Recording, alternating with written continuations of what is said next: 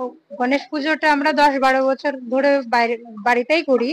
10-12 বছরের বেশি, 15 বছরের প্রায় কাছাকাছি, বা 13-14 বছর এরকম হবে। আমার এক্সাক্ট টাইমটা এখন মনে নেই, কিন্তু এই বাইরে 21 সাল থেকে আমরা বাইরে করি বড় করে। তার সঙ্গে সঙ্গে সামাজিক কাজকর্মগুলো করার চেষ্টা করি। প্রত্যেক বছর বিভিন্ন ভাবে, মানে নানা রকমের অনুষ্ঠান হয়।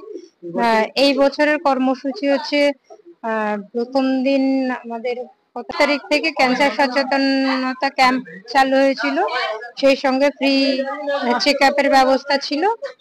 আর 25 তারিখ আমাদের চক্ষু পরীক্ষা, ছানি অপারেশন ফ্রিতে। আর আজকে হচ্ছে 28 তারিখ হবে, আজকে স্বাস্থ্য পরীক্ষা এবং ফ্রি ওষুধ দেওয়া। আর আগামীকাল হচ্ছে গণেশ পুজো, তার সঙ্গে রক্তদান। এই আর পরে বৃহস্পতিবার দিনকে হচ্ছে আপনার খাতা খাতা পেন পেন্সিল, কিছু ছাত্রছাত্রীদের খাতা পেন পেন্সিল দেওয়া হচ্ছে। আর সন্ধ্যাবেলা গীতা পাঠ আছে।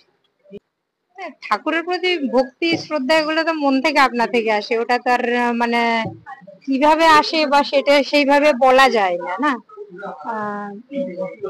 স্বয়ং সম্পূর্ণ সহযোগিতা আছে, পরিবারের সহযোগিতা আছে বলে আজকে এই পর্যন্ত এগোতে পারছি।